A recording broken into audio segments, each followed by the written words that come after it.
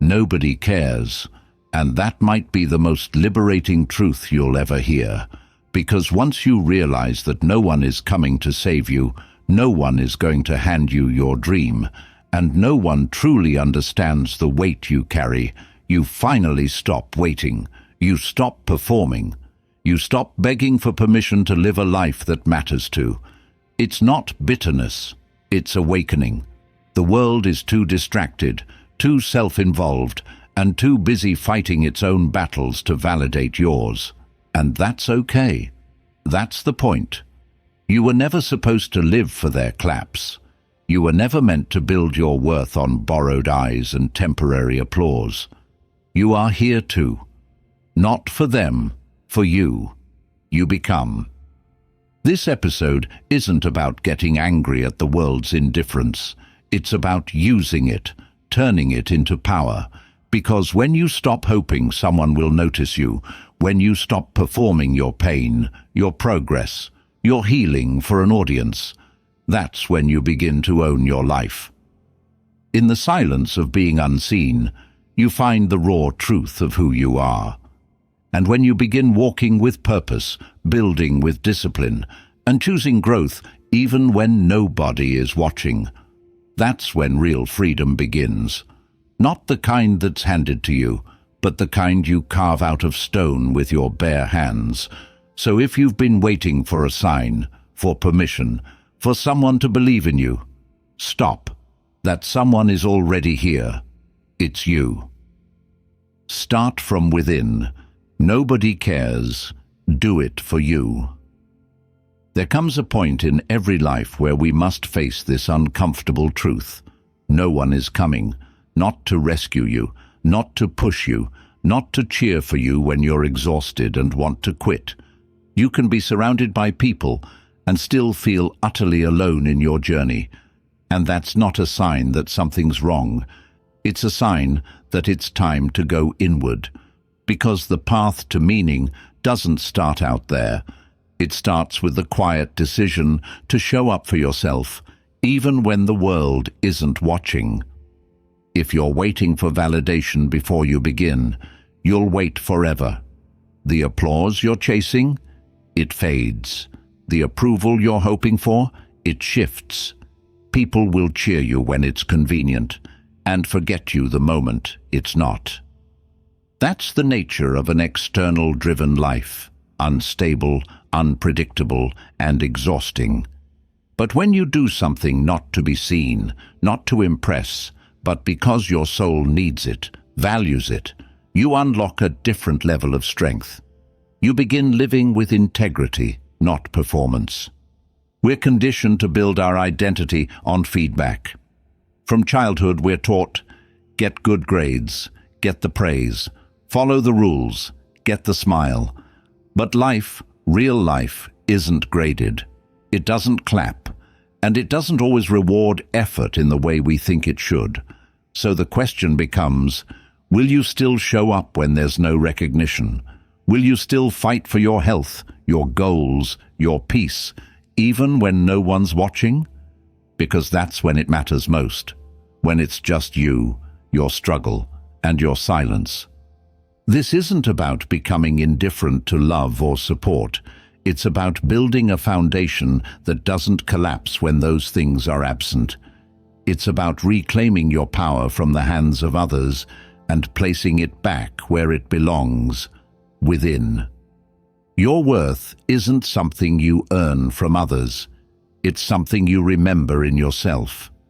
And every time you take a step without waiting for approval, every time you commit without needing applause, you grow stronger, freer, more real. So no, nobody cares. And that's your gift. It means you're free to care. You're free to try. You're free to fail. Because you're no longer performing. You're building. Not for likes, not for validation, but for something deeper, for something sacred, for something that cannot be taken away. Yourself.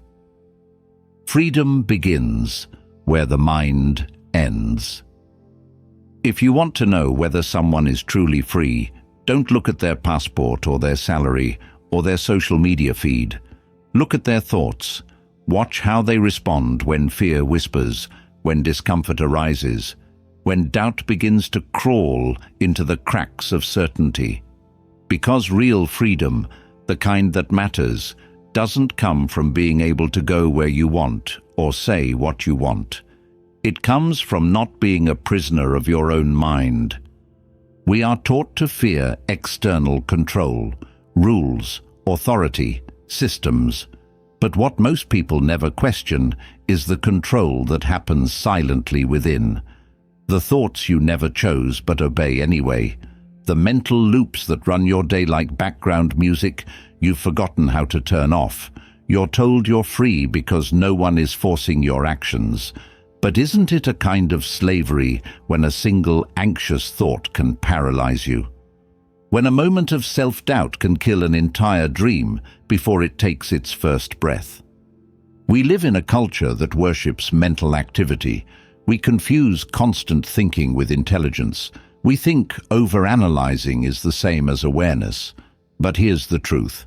Not all thoughts deserve your attention. Many are echoes of fear, of trauma, of someone else's belief system planted in your mind long ago.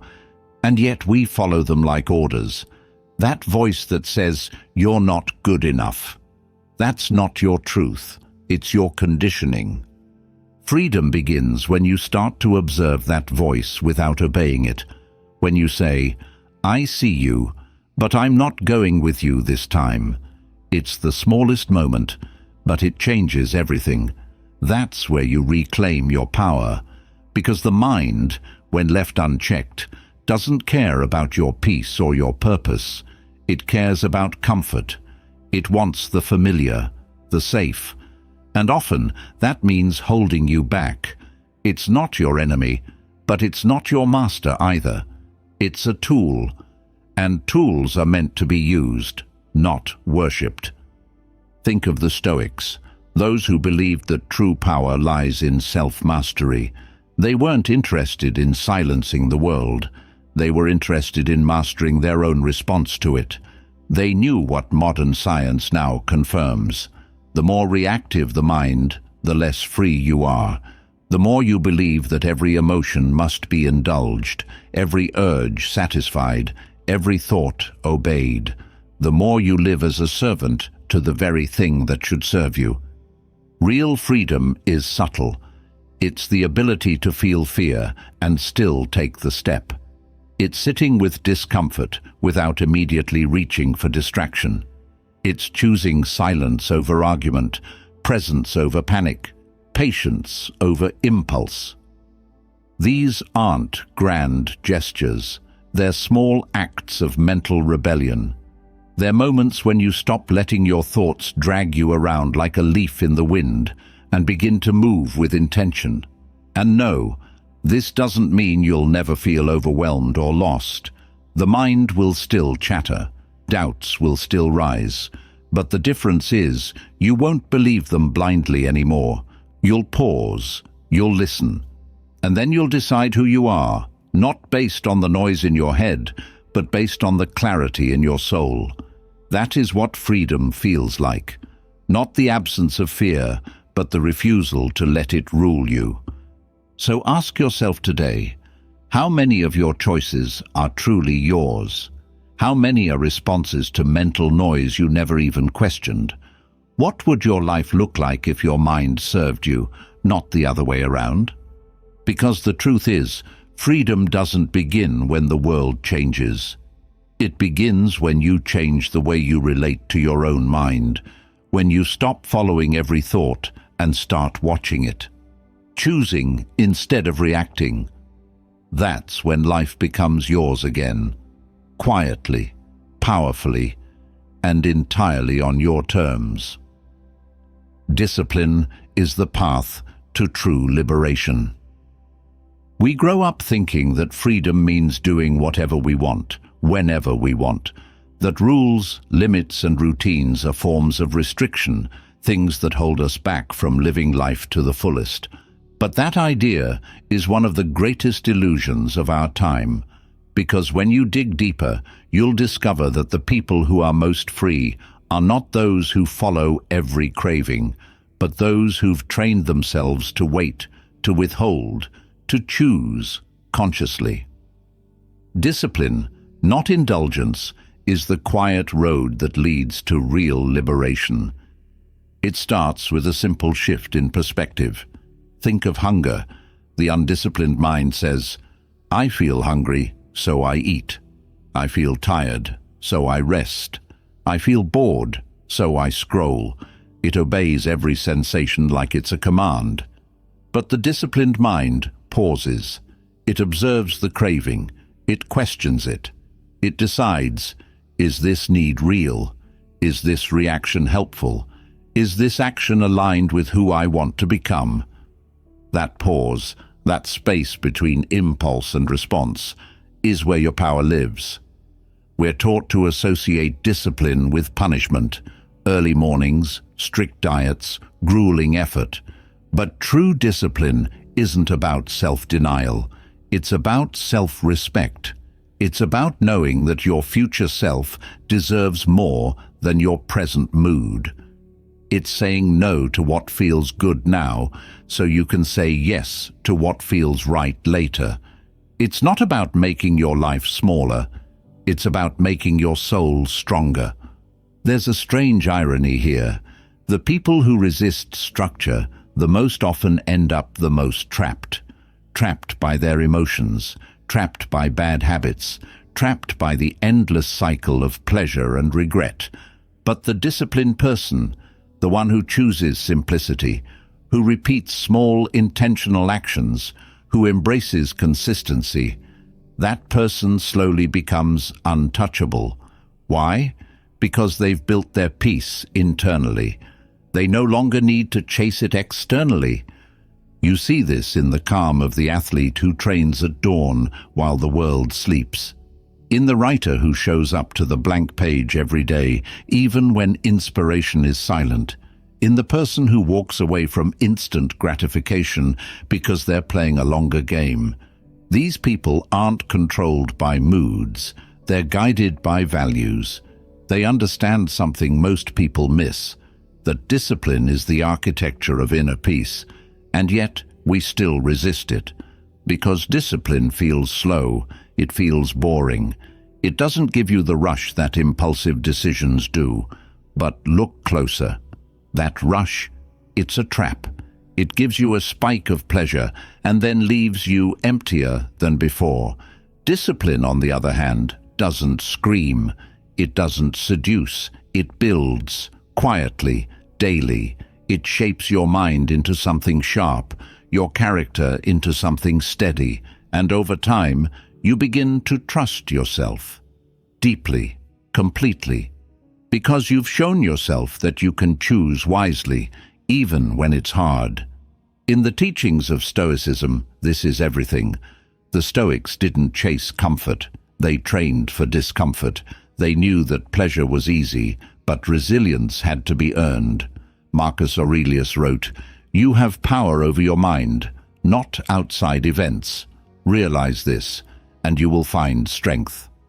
That strength isn't found in avoiding struggle. It's found in facing it with structure, clarity, and discipline. So if you want to be free, start here. Not by changing your circumstances, but by mastering your responses. Not by waiting for motivation, but by choosing discipline in the absence of it.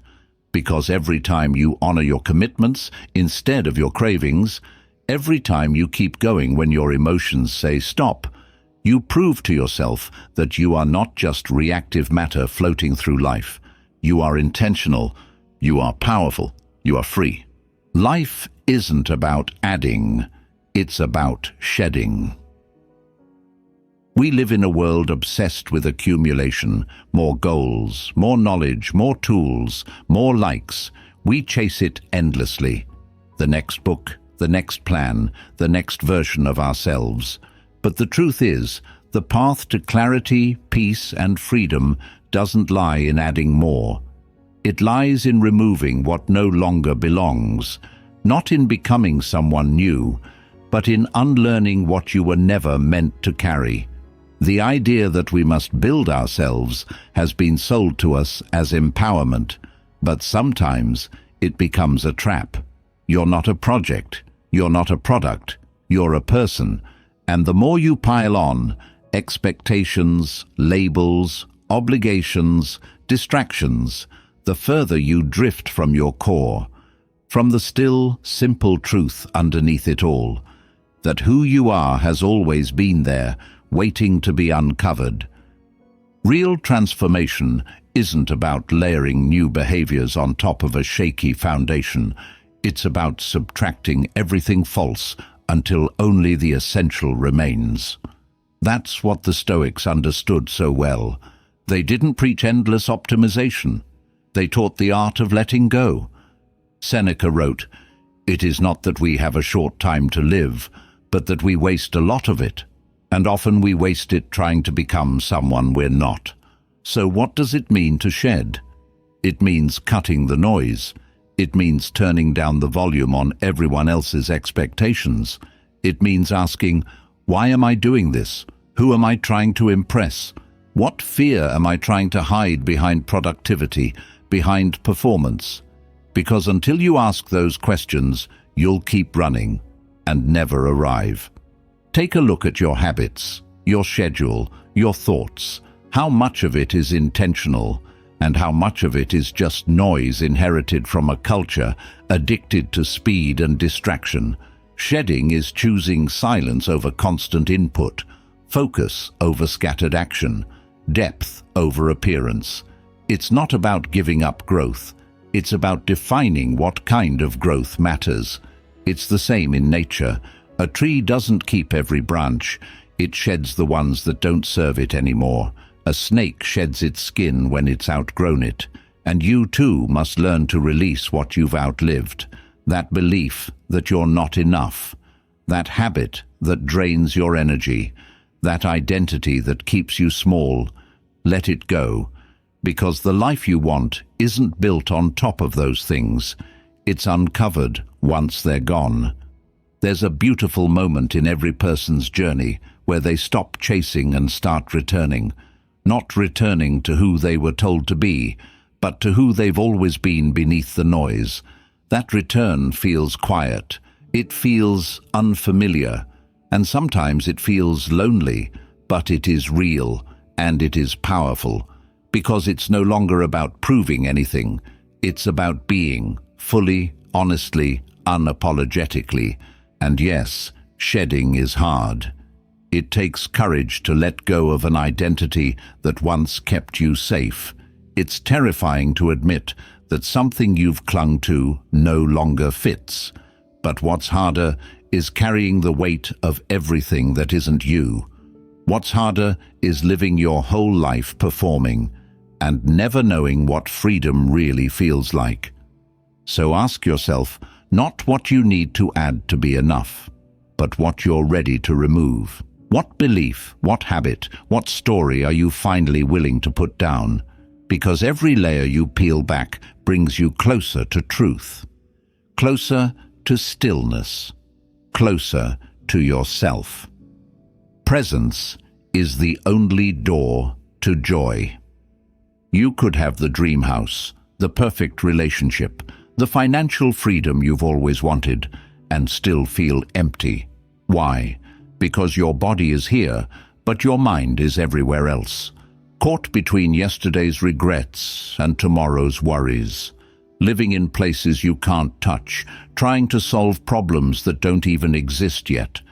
And in that constant mental drift, you miss the only moment that ever truly belongs to you. This one. Presence isn't glamorous. It doesn't shout. It doesn't trend. But it is the single most powerful practice for a joyful life. It's the ability to fully show up, not halfway, not distracted, not thinking about what's next. But to be here, in your breath, in your words, in your actions. And when you do, something extraordinary happens. The ordinary becomes sacred. Think about it. How often do you eat without tasting, walk without noticing, talk without listening, You're doing, doing, doing, but are you living? Or are you sleepwalking through your days, constantly leaning forward into the next task, the next notification, the next goal? We confuse movement with meaning. But life isn't found in motion. It's found in attention. Joy isn't something you chase. It's something you uncover when you arrive. And arrival doesn't happen tomorrow, or when the stars align, or when you finally figure everything out. It happens now, in this very breath. In the way you sip your coffee, in the way you listen to someone without waiting to reply, in the pause before you react. That's where life actually is, not in your head, but in your experience. Presence also softens pain. It doesn't erase it, but it transforms it. Because much of our suffering isn't in the moment itself. It's in the mental stories we attach to it. This always happens to me. What if it never changes? I can't handle this. But when you ground yourself in presence, you deal with only what is, not what your mind predicts or magnifies. You breathe, you respond, you keep going. The Stoics understood this deeply.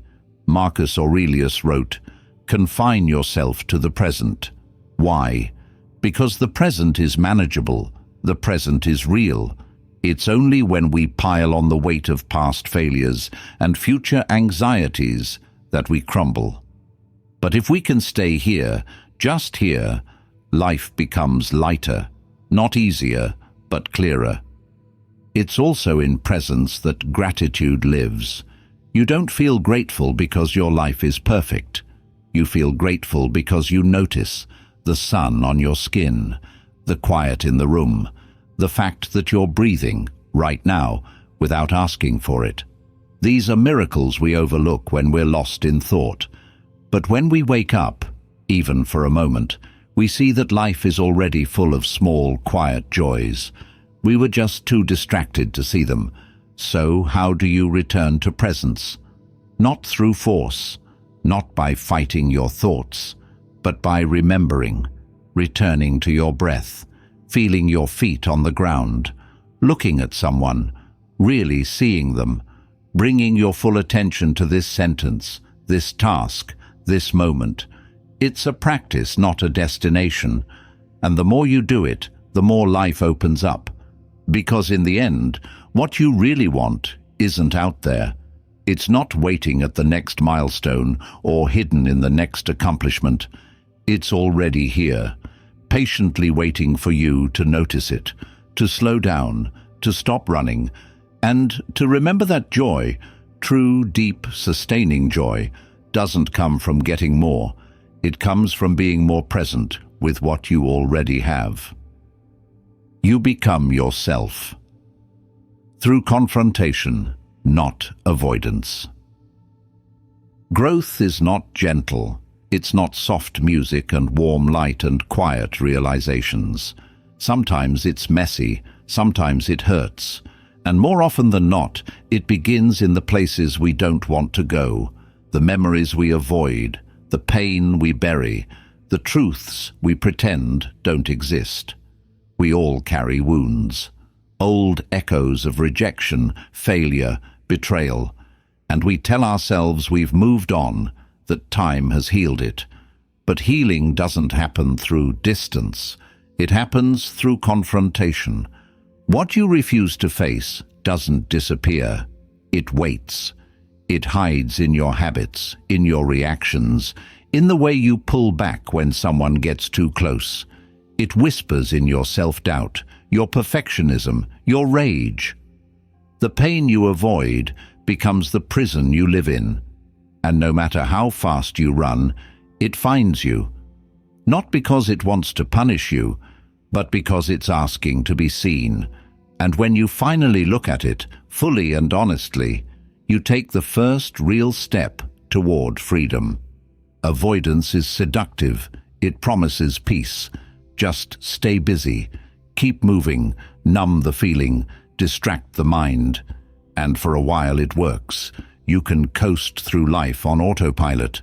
But deep down, there's a quiet tension, a sense that something's off, that no matter how much you achieve, something inside remains unsettled. That's the cost of avoidance. It keeps you safe, but it also keeps you small. But confrontation, that's where transformation begins. It's not about blaming yourself or reliving the past endlessly. It's about owning your story, standing in front of your pain and saying, "I see you. You don't scare me anymore." And in that moment, you stop being the victim of your history and start becoming the author of your future. Carl Jung once said, "Until you make the unconscious conscious, it will direct your life and you will call it fate."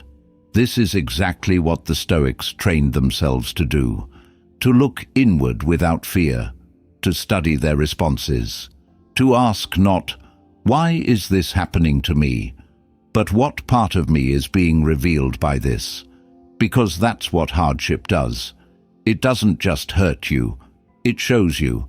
It reveals the parts of you that still need attention, compassion, and strength. Facing yourself is a radical act.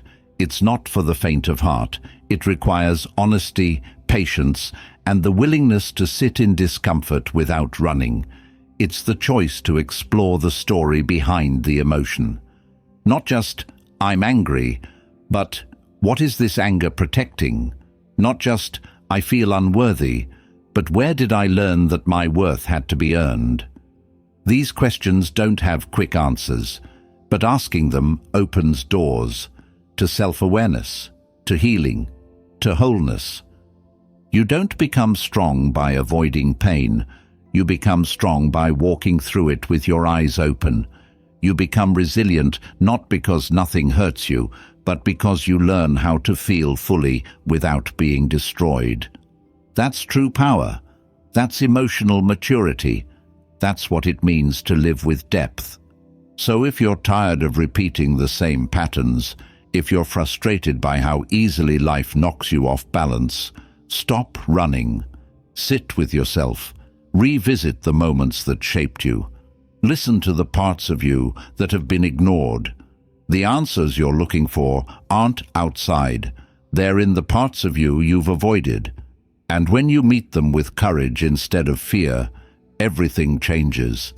Because growth isn't found in escape. It's found in confrontation. And the more you're willing to face, the more of yourself you reclaim. Fear is the gatekeeper of your potential. Fear is clever. It doesn't always show up as panic or trembling hands. Sometimes it whispers. It masks itself as logic, caution, procrastination. It convinces you to wait until you're ready, until you're certain, until the risk is gone. But here's the hard truth. That moment never comes. And the more you wait for fear to disappear, the more it tightens its grip on your life. Because fear doesn't fade with time, it fades with movement. Your potential isn't hiding in comfort. It's hiding behind the door you've been avoiding, the hard conversation, the bold decision, the next step that feels too big. Fear guards it all. Not because it wants to destroy you, but because it's trying to protect you using old rules that no longer apply. What once kept you safe now keeps you small, and unless you challenge it, you'll keep shrinking your life to fit your fear. This is where courage steps in, not as the absence of fear, but as a conscious decision to move forward with fear. It's waking up in the morning and saying, "Yes, I'm scared, but I'm doing it anyway." That's real bravery. That's growth, not waiting to be fearless, but acting with fear in your chest, doubt in your mind, and strength in your step. Think about a time when you felt afraid and did the thing anyway. You stepped up, you spoke out, you made the leap, and afterward you realized something powerful. The fear wasn't truth. It was resistance. It was your brain's way of saying, "This is new, and new is dangerous." But when you acted, You didn't just change your circumstances, you changed your relationship to yourself. You proved that you are more than your fear. Fear is like a threshold, and on the other side is everything you say you want: confidence, growth, fulfillment, peace. But there's a price of entry. You have to lean into discomfort. You have to be willing to feel exposed. That's the cost of becoming who you're capable of being. And the longer you avoid it, the more painful the stagnation becomes. Because deep down, we know when we're hiding. We know when we're playing small. And that knowledge, unaddressed, becomes a quiet form of suffering. The Stoics were not fearless. They just understood fear differently. They trained themselves not to eliminate fear, but to walk alongside it. To look it in the eye and say, "You are not a stop sign, you are a signal." A signal that you are at the edge of your comfort zone. A signal that something important is at stake. A signal that this moment matters. And here's the truth most people never realize. Fear often shows up most intensely right before a breakthrough, right before you grow, right before something in your life changes forever. That intensity isn't a warning, it's confirmation. It means you're getting close to something that could transform you. So the next time you feel fear, don't automatically pull back. Ask yourself, what is this fear trying to protect? What opportunity is hiding behind it? What version of me lives on the other side of this discomfort? And then move toward it, not recklessly, but intentionally. Because your potential is not waiting for you in safety. It's waiting for you in the places you've been avoiding. Fear is not the enemy. It's the gatekeeper. The question is, will you knock and walk through, or will you stand outside, waiting for the fear to leave? Pain is inevitable. Suffering is optional. There's no escaping pain in this life. No amount of planning, success, or positivity will shield you from loss, failure, disappointment. It's part of the deal. To live is to open yourself to experience, and with experience comes pain. But the deeper question is this: when pain arrives, what do you do with it? Pain is a moment, a cut, a break, a betrayal, a loss. It hurts deeply, sometimes beyond words. But suffering, that's what happens after. That's the echo, the story, the replay. The moment you keep reliving, again and again, in your mind, long after it's past. Pain is what happens to you. Suffering is what you do with that pain. And here's the powerful truth. Suffering is a choice. That doesn't mean you shouldn't feel. You must feel. Let the grief move through you. Let the anger burn clean. Let the sadness break you open. But once the pain has spoken, you have a choice. Do you let it go, or do you carry it? Do you replay the betrayal in your mind until it becomes a part of your identity? Do you cling to the unfairness, the injustice, the hurt, as if holding on to it will somehow make it right? The Stoics called this the second arrow. The first arrow is the event itself, sharp, painful, real. The second arrow is what we do after, the rumination, the bitterness, the resentment. And that second arrow is self-inflicted. The world will wound you, that's true, but how long you bleed, that's on you. We often think that letting go means forgetting, but it doesn't. It means refusing to let the pain define you. It means saying, yes, this happened. Yes, it hurt. And I'm still here. It's honoring the wound without becoming the wound. And that requires strength, not the kind that hides emotion, but the kind that holds it gently and says, you don't get to lead anymore. There is a kind of quiet power in those who've suffered and chosen not to become bitter, not because they weren't hurt, but because they chose to alchemize that pain into wisdom, into depth, into compassion. They didn't let their scars harden them. They let their scars shape them. Pain can break you open or break you down. It depends on how you meet it. If you resist it, deny it, bury it, it festers. It becomes anxiety, addiction, apathy. But if you face it, feel it fully, and then release it, it becomes a teacher. It reveals what matters. It strips away illusions. It humbles and awakens. In that sense, pain isn't just something to endure, it's something to learn from. And when you realize that suffering is optional, you reclaim your agency. You no longer wait for the world to be kind before you find peace. You stop giving your power to the past. You stop letting pain narrate your future. You stand in the storm, and instead of asking, "Why me?" you ask, "What now?" So the next time you're hurt, really hurt, take a breath, feel it fully, and then ask, what story am I about to create from this? Is it one of resilience or one of resentment? Because the choice you make in that moment will define who you become long after the pain fades.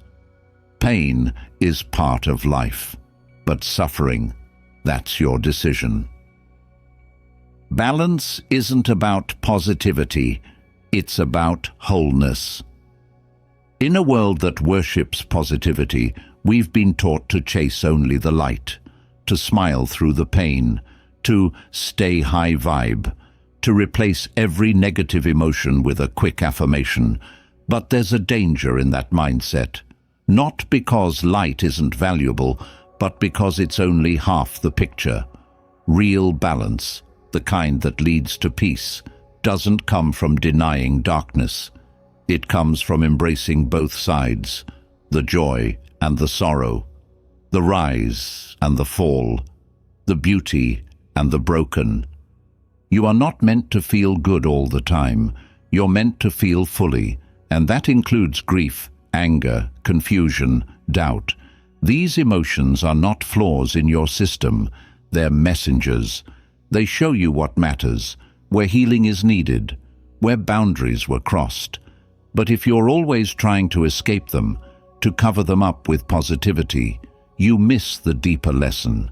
You silence your own truth in favor of comfort. True emotional strength isn't about staying happy, it's about staying present. It's about allowing the full range of your human experience without letting it drown you. It's saying, I feel sadness today, and that's okay. I feel lost right now, and that's part of the path. It's refusing to label emotions as good or bad, and instead seeing them all as part of the same sacred rhythm.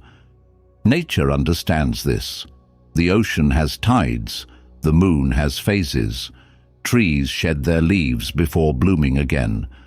There is no constant state of joy in nature. There is movement, contrast, balance. Why would you expect anything different from yourself? And yet, we live in a culture obsessed with constant optimization. Be more productive, be more grateful, be more positive. But what if being more authentic is what you really need?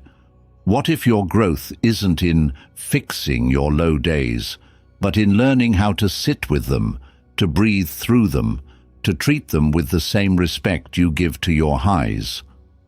The Stoics spoke often about equanimity, the ability to remain grounded no matter what comes, to not be carried away by praise or crushed by criticism, not because they were emotionless, but because they didn't let their emotions own them. They didn't chase only the pleasurable. They accepted reality as it came, and from that acceptance, they found peace. Balance isn't a destination. It's a practice. It's the way you hold space for your own complexity, the way you respond to life when it doesn't go your way, the way you speak to yourself in the silence. It's giving yourself permission to be joyful without guilt and to be heartbroken without shame. Because when you embrace wholeness, something powerful happens. You stop fighting yourself. You stop running from your shadow. You start showing up as you, fully human, beautifully imperfect, and deeply real. And in that space, you become safe within yourself. No more pretending, no more performance, just presence. So if you're tired of the emotional roller coaster, stop trying to stay at the top. Learn to ride the waves instead. Learn to be with whatever arises. That's balance. Not forced happiness, but honest wholeness. And from that wholeness comes peace. Presence unites the mind and body into one force. You might think you're exhausted because of your workload, your responsibilities, your endless to-do list. But more often, what drains you isn't what you're doing. It's the way you're doing it. You're eating lunch while scrolling your phone, walking while answering emails, listening while planning your reply. You're never just here. And that constant fragmentation, the mind in one place, the body in another, creates a subtle kind of burnout that no amount of rest can fix. Presence is more than a calming practice. It's a power move. It's the act of pulling your scattered energy back into a single point of focus. When your mind and body are united, you stop leaking attention. You stop living in partial moments. You begin to experience life with clarity, intention, and depth. You stop reacting and start responding. Most people don't realize they're living split lives. They wake up and immediately start checking messages. Their body is in bed, but their mind is already on a problem at work. Later, they drive, but barely notice the road. They eat, but barely taste the food. And in this constant state of disconnection, life becomes flat. You feel like you're doing everything, and somehow experiencing nothing. But presence changes that. It turns the simple into sacred. Washing dishes becomes a meditation. Walking becomes grounding. A conversation becomes a portal for connection, because you're actually there. Not distracted, not performing, but participating with your full attention. And that's when life starts to feel real again. The Stoics believed in this union. They spoke not only of mastering the mind, but also of aligning it with right action. Epictetus said, "Don't explain your philosophy, embody it." To embody something means to live it in the body, not just in thought. It means letting your values show in your movements, your routines, your decisions. That is presence. Not just thinking about what matters, but acting in alignment with it, moment by moment. Presence also builds resilience. When your attention is anchored in the now, you're not as easily swayed by worry or regret. You don't get lost in imaginary futures or replay painful pasts. You deal with what is, right here. And because of that, your actions become cleaner. Your emotions become steadier. You become someone others trust.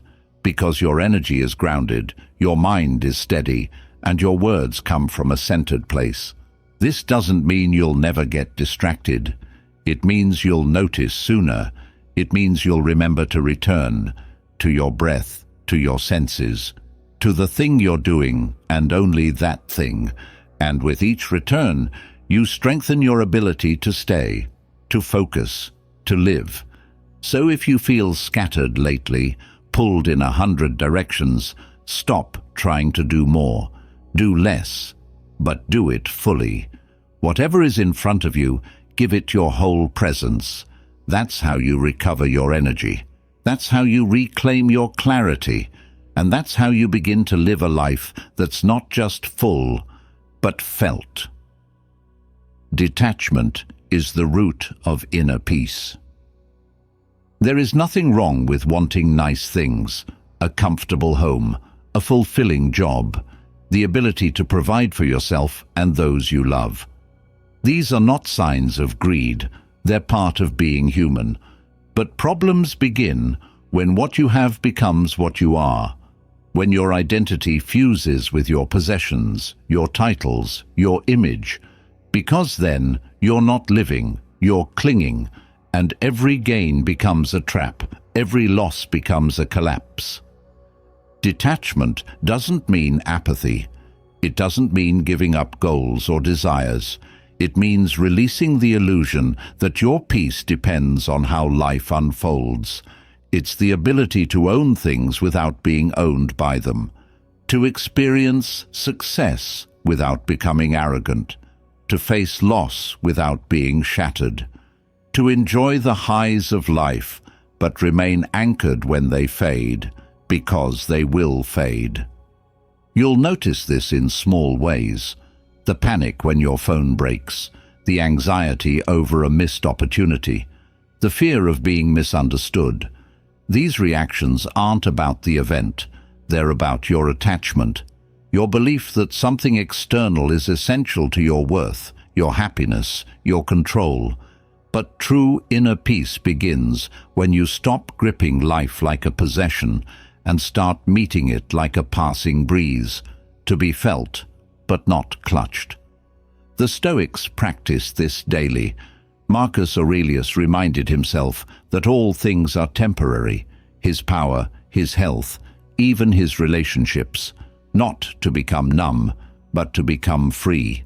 Because when you realize everything you cherish is borrowed, not promised, you start to hold it more gently. You stop living in fear of losing. You start living in gratitude for what is, right now. Detachment is strength wrapped in softness.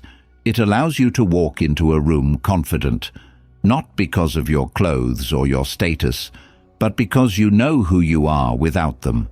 It lets you take risks, not recklessly, but without fear of failure defining you. It frees you from the exhausting performance of trying to be somebody and returns you to the grounded truth.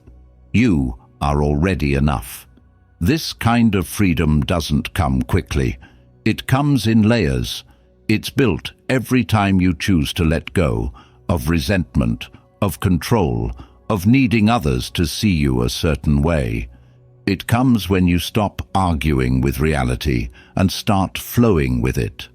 It comes when you can enjoy something deeply and still say, "If I lose this, I'll be okay."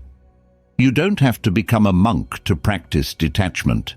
You can drive the car, build the business, fall in love. Just don't build your identity on any of it, because everything external can change, and often does. But your inner foundation? That's yours to build.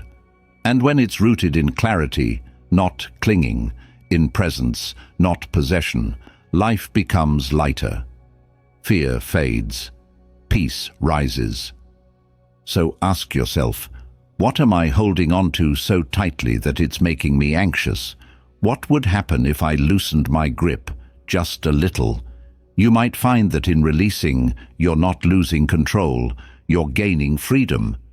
Not by owning more, but by needing less. Stop chasing fulfillment and wake up instead. We've been taught to chase the dream, the title, the relationship, the perfect life, as if fulfillment is somewhere out there, waiting at the next milestone, tucked inside the next achievement. And so we run and run and run, until one day we look around and realize we've been moving endlessly but never arriving. We're tired but still restless, accomplished but still empty, surrounded by things but still searching for meaning. Why? Because chasing fulfillment is like chasing the horizon. The closer you think you are, the further it moves. The real problem isn't that we want too much, it's that we expect things to give us what only awareness can. You get the car, but the joy fades. You get the title, but it doesn't silence the doubt. You get the love, but still feel alone when you're with yourself. It's not because you chose the wrong path. It's because no path outside of you can fix what's asleep within you. Fulfillment is not a prize, it's a state that arises not when you finally get everything you want, but when you realize how little you actually need. It's the quiet contentment that comes when your mind stops racing, when your heart stops grasping, when you're no longer waiting for something or someone to complete you, because you remember you were never incomplete to begin with. This doesn't mean you should stop growing. It means you grow differently, with awareness, not desperation, with presence, not panic. You stop trying to arrive and start trying to wake up. Because when you're awake, every moment becomes enough. Every breath becomes a gift. Even struggle carries meaning, not because it's pleasant, but because you're here for it. You're not escaping life anymore. You're living it. The Stoics knew this well. Epictetus taught that we should desire things not to possess them, but to use them wisely, to meet life as it is, not as we fantasize it to be. They weren't anti-success, they were anti-illusion. They saw clearly, the man who needs nothing is the richest of all, because his peace isn't held hostage by what the world gives or takes away. Waking up means seeing the chase for what it is, seeing that the next thing, whatever it is, won't deliver salvation. It may bring joy, it may open doors, but it won't replace the deeper work, the inner stillness, the conscious presence that is fulfillment itself. So instead of running forward, sit still. Instead of asking, what's next? Ask, what's here? And instead of waiting to be fulfilled, be awake. Because in the end, your life will not be measured by what you collected or accomplished. It will be measured by how deeply you lived it, how fully you felt it, how present you were for the moments that truly mattered. And that presence, that awakening, is yours to claim right now, not later, not when it's perfect, not when it's done. Now. Maybe the most painful truth, and the most powerful one, is this: no one is coming to save you. But once you stop waiting, once you stop outsourcing your peace, your purpose, your validation, you begin to return to something you forgot you had: yourself. This journey, at its core, isn't about becoming someone new. It's about remembering, shedding, awakening. It's about walking back through the layers of noise, distraction, and expectation until you find what's always been there: your strength, your clarity, your stillness. You don't need the world to notice you to be worthy. You don't need more to be complete. And you don't need to fix every flaw to begin. You just need to return again and again to the present moment, to the breath, to the awareness that you are already whole. That the peace you've been chasing exists not at the top of some mountain, but right here, beneath the mental fog, waiting for you to see it. This is what it means to live freely, to master your mind, not obey it, to face your pain, not flee it, to walk with fear, not let it lead, to want less, but feel more, and to detach from the need to control, knowing that you were never here to grip life, but to experience it, to meet it moment by moment as it unfolds. So no, nobody cares the way you hoped they would. But maybe that's your greatest liberation, because now you can stop performing. Now you can stop waiting for permission. Now you can do it for you, for the version of you who is ready to stop chasing and start living.